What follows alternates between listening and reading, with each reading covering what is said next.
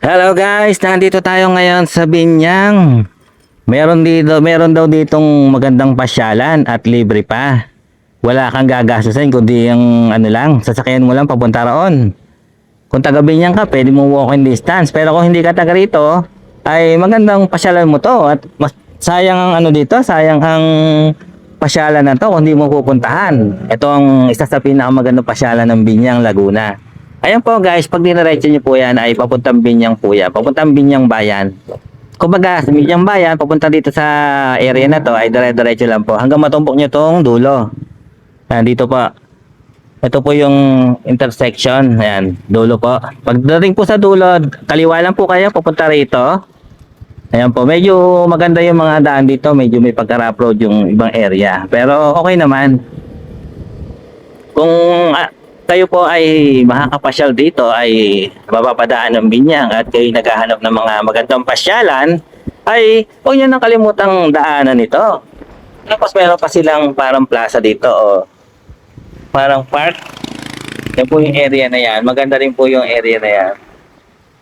May mga ano yan, may mga food park po dyan at mga palaruan ng para sa mga bata. Kung meron kayong mga kasamang mga bata. Pero ang unang pupuntahan po natin ay yung seawall ng yung Binyang Esplanade. Esplanade daw po yung pangalan niya at dito lang siya matatagpuan. Puntahan po natin, silipin po natin kung ano po ang itsura. So may nagsabi lang po sa atin na meron daw itong pasyalan at eto na nga, kanan lang po tayo dito. Tumbukin lang po natin hanggang dulo, hanggang sa marating natin yung Binyang Esplanade. Libre lang po itong pasyalan para wala po kayong gagastusin. At meron daw po dito mga nabibilan din naman ng pagkain kapag po kayo ay nagutom. Ayan po, medyo malapit na tayo. Ayan, natatanaw ko na guys. Ayan, napakaganda po ng kanyang itsura. Silipin lang po natin. Maganda po ito puntahan sa hapon kung hindi po mainit.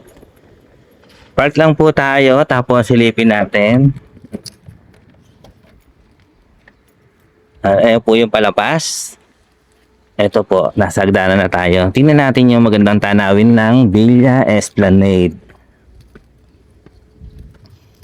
Ayan guys, tanaw na tanaw ang Taguig o Pamanila. Ang haba po nito, tong wall na to. Ito po ang tinatawag nilang Villa Esplanade. Tapos, dito po yung kubo na to ay may nagtitinda po dyan tuwing hapon. Silipin lang natin banda ron, guys, kung gaano ito kahaba. Pero hindi na natin isasagad. Ito po ang pinaka tindahan. Maganda sana guys kung maraming pwede magtinda dito. Kasi mas papatukin po kasi kapag maraming nagtitinda. Kainan sa kubo. Yan po ang pangalan ng tindahan na to. Sana guys ay ma-improve ito at madagdagan ng mas maraming tindahan dahil mas dadagsain po ito kung maraming nagtitinda. Kasi after mamasyal, ang masarap gawin ay ang kumain. Ang haba po nito Saktong-sakto kung gusto mo mag-jogging. Yan po yung mga tanawin Tapos dito sa right side naman ay dagat. Lawa ng Laguna po yan. Yan po yung Manila Yan po, tanaw na po yung Manila dito. Tapos meron na rin siya mga upuan. Pag napagod ka, kakatakbo yan. Kaya masarap dalhin dito yung mga bata na mga chikiting. Hayaan natin magtatakbo sa mga area na to. Napakaganda po. Tapos ayan, yung upuan dito, pangkalesa. Sinauna, kaya pag maganda siya sa mga picture taking. Ayan po guys, napakahaba po niya Hindi ko nasasagarin yung lakad. Ang haba po. Ayan po, napakahaba na ang lugar. Ayan, Panalong panalo. Tapos may hagdanan din siya pababa at pwede kayong bumaba kung gusto niyo mag picture taking sa baba. Meron din po siyang hagdanan. Sa part na to ay wala. Pero dito sa kabila ay natatanaw akong hagdanan. Halos dalawa na pwede kayong bumaba. Silipin lang natin yung hagdanan. Kumbaga gusto mo mag picture taking na malapit sa tubig. Pwede.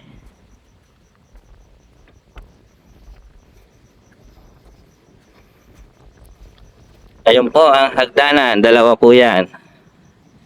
Pwede kayong bumaba at mag picture taking.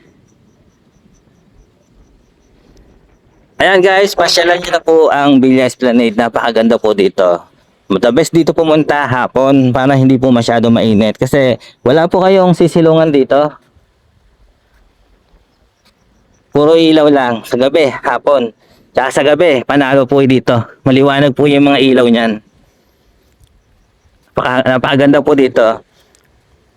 Try nyo na guys kung kayo ay hindi taga rito at tagahanap kayo ng pwedeng pasyalan at mag picture taking, maglakad-lakad. At pag nagutom kayo, meron din pong kainan dito. Yan, yung kubo na yan. At kung hindi nyo alam ang papunta dito, gumamit lang po kayo ng Waze or Google Maps. I-search nyo lang po, Binyang Esplanade. Yun po yung pangalan. Tapos pwede yata ditong mag-camping sa loob, oh, kung gusto nyo mag-camping. Hindi ko lang alam kung allowed po, pero parang pwede po. Ito na po, bababa na po tayo.